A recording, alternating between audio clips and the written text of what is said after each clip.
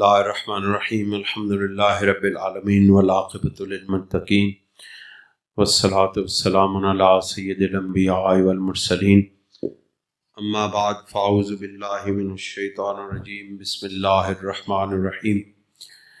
ان اللہ وملائکتہ یصلون علی النبی یا ایہا الذین آمنوا صلوا علیہ وسلموا تسلیما الصلاۃ والسلام علیک یا رسول اللہ وعلی آلک واصحابک یا حبیب اللہ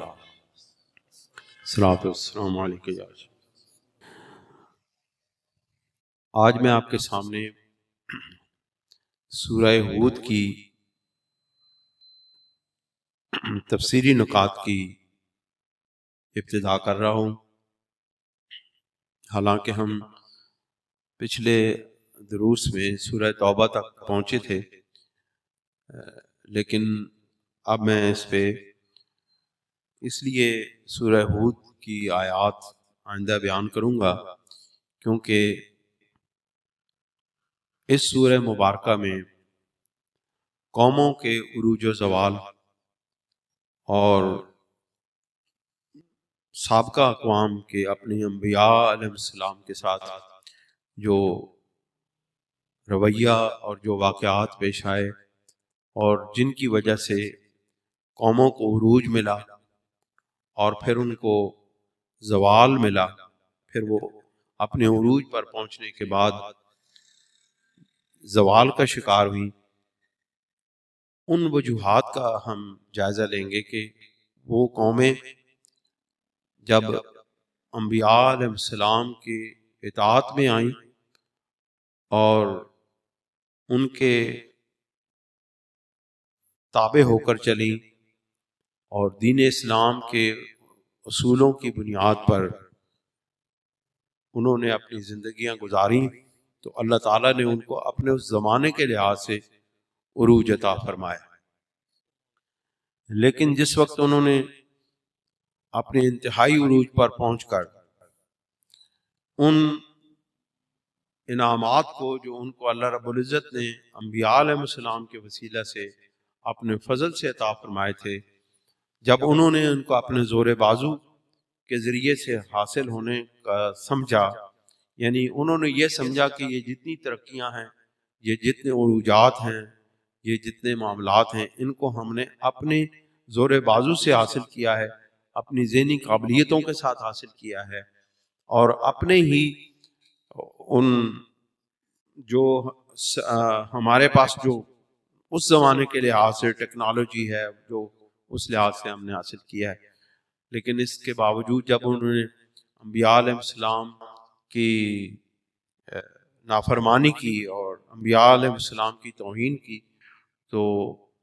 اس کے بعد پھر اللہ تعالیٰ نے ان کو اپنی گرفت میں لیا اور ان کو عذاب میں لیا۔ یہاں ایک دوسری بات میں آپ کے سامنے عرض کروں پروفیسر صاحب، کہ کافی عرصے سے میں اس بارے میں سوچ رہا تھا کہ میں ایک ایسے تھیسس پہ کام کروں کہ جس میں اس بات کا جائزہ لیا جائے کہ جو سابقہ اقوام ہیں ان کو جو اللہ تعالیٰ نے عذاب دیا، وہ کیا اس زمانے کی شریعتوں کی خلاف ورزی پر دیا، یا انبیاء علیہ السلام کی توہین کرنے کے جواب میں ان کو اللہ تعالیٰ نے عذاب میں گرفت نہیں کیا۔ یہ ایک اہم نقطہ ہے۔ اعمال بھی ایک انسان کے زوال کا سبب ہے۔ شریعت کے حکموں کے خلاف جب قومیں چلتی ہیں تو ان کو اللہ تعالیٰ اپنی گرفت میں لیتا ہے۔ یہ بھی ایک بدیہی، یعنی عام طور پہ بغیر کسی غور و فکر کے سمجھ آنے والی بات ہے۔ لیکن اگر آپ ان کو بغور جائزہ لیں، آپ سورہ ہود کو بڑے غور کے ساتھ پڑھیں، تو آپ کو معلوم ہوگا کہ جو قوموں کو عذاب میں مبتلا کیا گیا، جو بڑے عذاب میں مبتلا کیا گیا، اس کا جو انتہائی نقطہ ہے وہ اعمال کی وجہ سے نہیں ہے، بلکہ انتہائی نقطہ عذاب کا وہ توہین انبیاء کی وجہ سے ہے۔ یہ ایک اہم بات ہے۔ دوسری وجہ اس کے بیان کرنے کی یہ ہے کہ سرکار دو عالم صلی اللہ علیہ وآلہ وسلم نے ارشاد فرمایا، سیدنا ابو بکر صدیق رضی اللہ تعالیٰ عنہ نے جب پوچھا کہ یا رسول اللہ صلی اللہ علیہ وسلم، آپ اس عمر کے اندر آپ بوڑھے کیوں نظر آ رہے ہیں؟ یعنی یہ 50-55 کے دور کی بات ہے، 50-55 کی عمر کے دور کی بات ہے۔ تو حضرت سیدنا ابو بکر صدیق رضی اللہ تعالیٰ عنہ نے پوچھا کہ یا رسول اللہ صلی اللہ علیہ وسلم، آپ اس عمر میں بوڑھے بوڑھے کیوں نظر آتے ہیں؟ تو آپ نے فرمایا، اے ابو بکر صدیق، مجھے سورہ ہود نے اور سورہ واقعہ نے بوڑھا کر دیا ہے۔ ان واقعات کیوں؟ ان سور میں خاص طور پہ سورہ ہود کے اندر سابقہ اقوام کے زوال کے اسباب اور ان کے عذاب کے اسباب کو بیان کیا گیا ہے۔ اور آپ کو معلوم ہے کہ ہمارے آقا و مولا حضور پر نور سید دو عالم صلی اللہ علیہ وسلم اپنی امت سے بے پناہ محبت فرماتے تھے۔ ہم سب کا دعویٰ ہے نا کہ ہم اپنے آقا سے بڑی محبت کرتے ہیں، ہماری جان بھی قربان ہے، دعویٰ ہمارا ہے، ہم نے پروف کبھی نہیں کیا۔ دعویٰ تو وہ ہوتا ہے جب اس کو حقیقت میں جب اس دعویٰ کو جانچا جاتا ہے تو اس کو پروف مانگا جاتا ہے کہ یہ آپ کا دعویٰ ہے۔ آپ عدالتوں میں جاتے ہیں، دعویٰ کرتے ہیں، تو عدالت میں بھی آپ کے دعوے کو صرف یہ نہیں کہ اس نے دعویٰ کر دیا اور اس کو تسلیم کر لیا جائے، بلکہ اس وقت تک اس دعوے کی کوئی حقیقت نہیں ہوتی جب تک اس کے پروف اور اس کی گواہیاں اور اس کے شواہد موجود نہ ہو جائیں۔ لہذا ہمارا اس وقت تک دعویٰ ہے کہ ہم سرکار دو عالم صلی اللہ علیہ وسلم سے محبت کرتے ہیں، لیکن ہمارے دعوے کا پروف اور شواہد اس صورت میں ہوں گے کہ جب ہم اپنے آقا و مولا سرکار دو عالم صلی اللہ علیہ وسلم کے ساتھ محبت کے بعد ان کی اطاعت کریں، ان کی فرما برداری کریں، ان کے تابع فرمان ہو کے چلیں۔ اتباع کامل جس وقت تک نصیب نہیں ہوتی، ہمارا دعویٰ رہتا ہے۔ تو جس وقت سرکار دو عالم صلی اللہ علیہ وسلم ان اقوام کی زوال کے اور ان کے عذابوں کی، آزمائشوں کی، ابتلاؤں کی جب آیات آپ کے اوپر نازل ہوتی تو سرکار دو عالم صلی اللہ علیہ وآلہ وسلم اپنی امت کے بارے میں پریشان ہو جاتے۔ غمخوار نبی، ہمارے سرکار غمخوار ہیں، امت کے آخری فرد تک یہ غمخواری جاری رہے گی،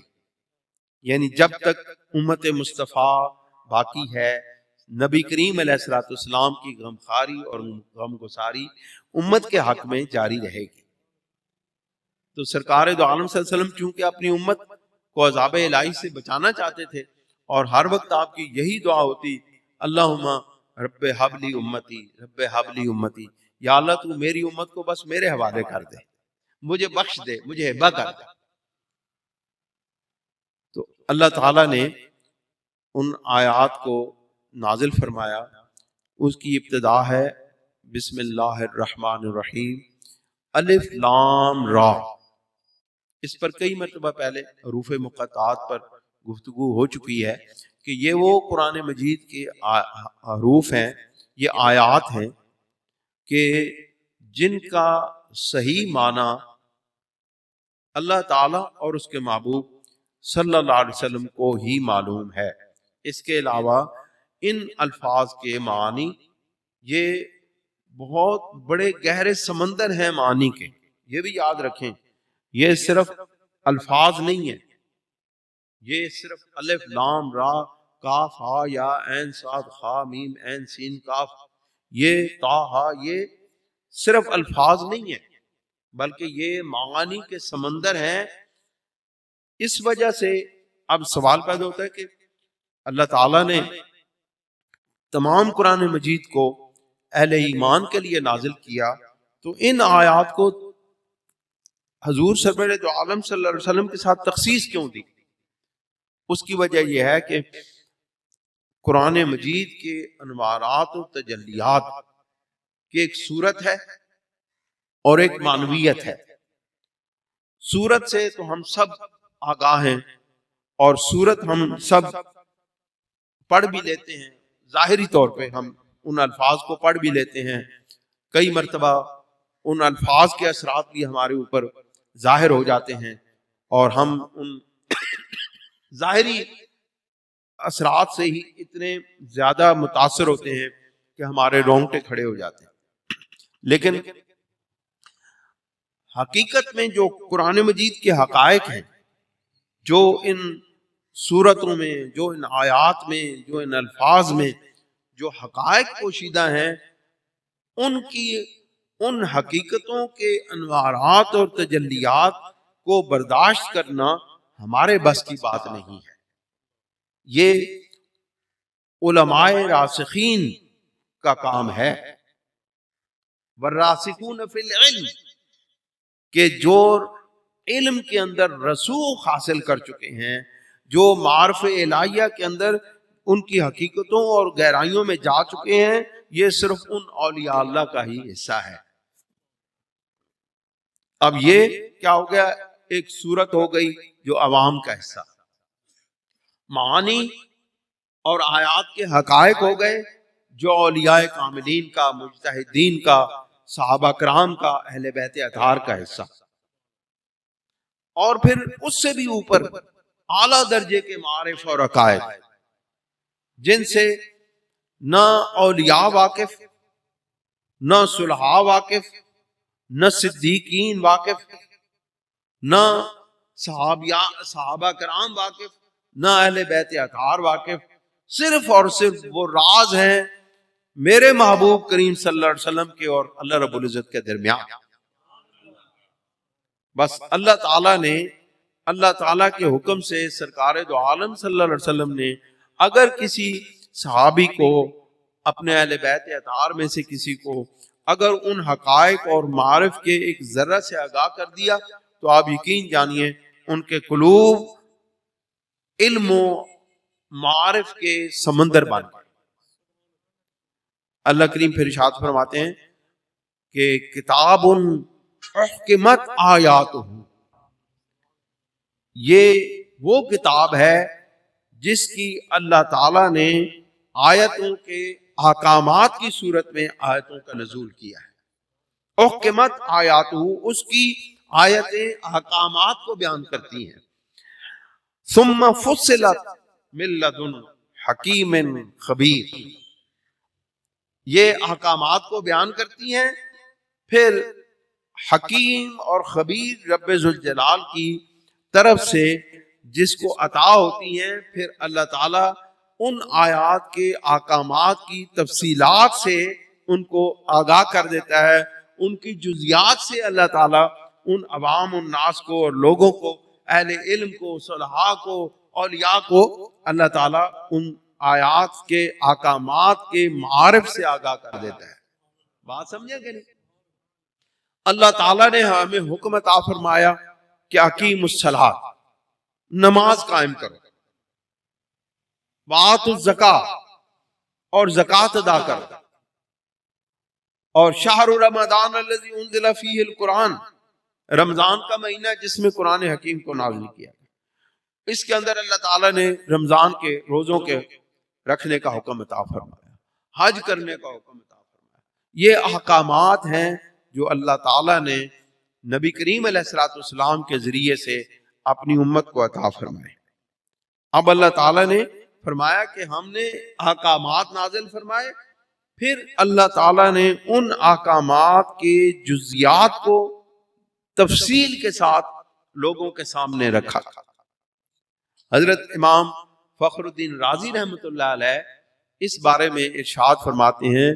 یہ ثم فصلت من آیاتہ من لدن حکیم خبیر کے متعلق کہ یہ کتاب جو ہے، کتاب ہے، اس کے متعلق یہ ساری اس آیہ مبارکہ کا خلاصہ بیان کرتے ہوئے ارشاد فرماتے ہیں، ان ھذا الکتاب، بے شک یہ وہ کتاب ہے، فصل کما تفصل الدلائل بالفوائد الروحانیت، کہ ان کو اس طریقے سے تفصیل کے ساتھ بیان کیا گیا ہے جس طرح روحانیت کے فوائد کو بیان کیا جاتا ہے، یعنی ان احکامات کو اس تفصیل کے ساتھ بیان کیا گیا. خلاصہ اس بات کا یہ ہے، اس تفصیل کے ساتھ بیان کیا گیا تاکہ ان احکامات کے ظواہر کے علاوہ، ظاہری احکامات کے علاوہ، ان کے اندر جو روحانی فوائد پوشیدہ ہیں وہ بھی لوگوں تک پہنچ جائیں اور لوگ ان روحانی فوائد سے بھی آگاہ ہو جائیں بوسیلہ مصطفیٰ صلی اللہ علیہ وسلم. ایک بات میری یاد رکھیں، آپ جتنے بھی قرآن مجید کے عالم بن جائیں، جتنے بھی احادیث کے عالم بن جائیں، جتنے بھی دنیا کے علوم کے ماہر بن جائیں، آپ نبی کریم علیہ الصلوۃ والسلام کے وسیلہ جلیلہ سے باہر نہیں نکل سکتے. جو شخص بھی علوم ظاہری اور علوم باطنی کے حاصل کرنے کے بعد اس کی ظاہری علوم درسیات مدرسہ کے جو اندر کورس پڑھائے جاتے ہیں، ان تمام درسیات کو پڑھنے کے بعد، سلوک کی تمام منزلیں حاصل کرنے کے بعد، تمام ولایت کے اعلیٰ ترین درجات پانے کے باوجود وہ رسول اللہ صلی اللہ علیہ وسلم کے وسیلہ سے اپنے دامن کو نہیں چھڑا سکتا ہے. جس شخص نے بھی تمام تر علوم حاصل کرنے کے بعد، ولایت کے اعلیٰ ترین درجات پانے کے بعد، اگر اس نے اپنا دامن نبی کریم علیہ الصلوۃ والسلام کے وسیلہ جلیلہ سے چھڑا لیا اور وہ سمجھ گیا اور اس نے اپنے اندر یہ یقین کر لیا کہ میں اب کامل و مکمل ہو گیا، مجھے اب نہ اپنے مرشد کی ضرورت ہے، نہ مجھے اب رسول اللہ کی ضرورت ہے صلی اللہ علیہ وسلم، میں اب خود ہی از خود میں پرواز کے قابل ہو گیا ہوں. یاد رکھیں وہ شخص گمراہیوں کے دروازے کھول کے گمراہیوں کے اندر داخل ہو گیا ہے، اس کو کچھ بھی نہیں ملے گا. رسول اللہ صلی اللہ علیہ وسلم امام الانبیاء ہے، ان کا درجہ اتنا بڑا ہے کہ ہماری سوچ، ہماری فکر اس درجے کو، اس درجے کے ابتدائی درجے کو بھی پا نہیں سکتے. فرمایا وحیت، اور وہ فصلت جو آیات ہیں، تفصیلی آیات کیا ہیں؟ حضرت امام فخر الدین رازی رحمۃ اللہ علیہ نے فرمایا وحیا دلائل التوحید، وہ توحید کے دلائل ہیں جو تفصیل کے ساتھ کتاب میں بیان کیے گئے. یہ اس کتاب کے اندر تفصیل کے ساتھ جن چیزوں کو بیان کیا گیا ہے، وحیا دلائل التوحید والنبوہ، وہ نبوت، توحید اور نبوت کے دلائل ہیں جن کو تفصیل کے ساتھ بیان کیا گیا ہے. اگر وقت ہوتا تو میں آپ کو اس بارے میں تفصیل کے ساتھ بیان کرتا، اور انشاءاللہ آئندہ اس پہ کریں گے بات، کہ یہ توحید اور نبوت ایسی اساس ہے، ایسی بنیاد ہے دین اسلام کی کہ ان کے بغیر دین اسلام کا کامل ہونا، مکمل ہونا، نہ ابتدا میں نہ انتہا میں، ان دونوں چیزوں کے بغیر حاصل ہو ہی نہیں سکتا ہے. لہذا یہ ایسے بین باتیں ہیں، ایسے بین دلائل ہیں، ایسی بین اصول ہیں، بنیادی اصول ہیں، جن اصولوں کو مانے بغیر بندہ دائرہ اسلام میں داخل نہیں ہو سکتا. یہی وجہ ہے کہ اللہ تعالیٰ نے توحید کے جو معاملات ہیں، توحید کے جو دلائل ہیں، وہ قرآن مجید میں بڑی تفصیل کے ساتھ بیان کی ہے. پھر اس کے بعد توحید کے بعد نبوت مصطفیٰ صلی اللہ علیہ وسلم کی شان، اللہ تعالیٰ نے اس شان کے مختلف پہلوؤں کو بیان کیا. اور شاید ہی کوئی ایسا مقام ہے جس میں اللہ رب العزت نے اپنی توحید کا بیان کیا ہو لیکن اپنے محبوب صلی اللہ علیہ وسلم کی نبوت کا کے دلائل کا بیان نہ کیا ہو. یہ کوئی ایسی بات ہمیں نظر نہیں آئی ہے قرآن مجید میں.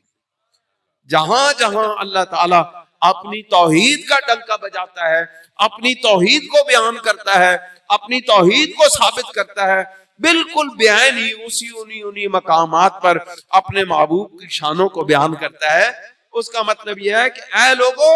میرے محبوب کی شانوں کو تسلیم کیے بغیر تمہیں توحید کی دولت نصیب نہیں ہو سکتی ہے۔ اور پھر اس کے بعد جب یہ دونوں چیزیں ایمانیات کی جو دونوں چیزیں مکمل ہو گئیں، توحید مکمل ہو گئی، نبوت پر ایمان مکمل ہو گیا، شان مصطفیٰ کو تسلیم کر لیا گیا، اللہ رب العزت کی وحدانیت کو، لا شریک وحدانیت کو تسلیم کر لیا گیا، پھر اللہ رب العزت نے کہا، حضرت امام فخر الدین رازی رحمۃ اللہ علیہ فرماتے ہیں کہ وہ دلائل توحید کے بعد وہی دلائل التوحید والنبوت والاحکام والمواعظ، یعنی اس کے بعد اللہ تعالیٰ نے پہلے توحید کو بیان کیا، یہ مستحکم ہو جائے، توحید ہر طرح کے شرک سے توحید کو صاف کر دیا جائے، پھر نبی کریم علیہ السلام کی نبوت اور شان اور اعلیٰ درجے کو، اعلیٰ ترین درجے کو، عرفہ و اعلیٰ درجے کو تسلیم کر لیا جائے، تو پھر اس کے بعد کیا ہوتا ہے؟ پھر اللہ تعالیٰ فرماتے ہیں کہ جب آپ نے ان بنیادی اصولوں کو تسلیم کر لیا،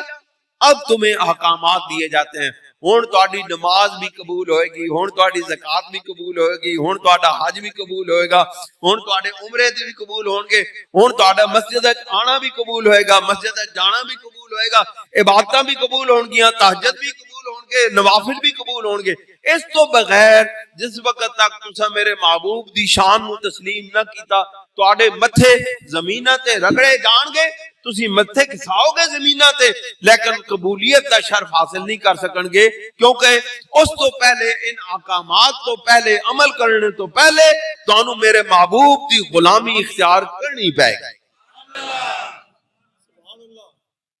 میرے محبوب کی غلامی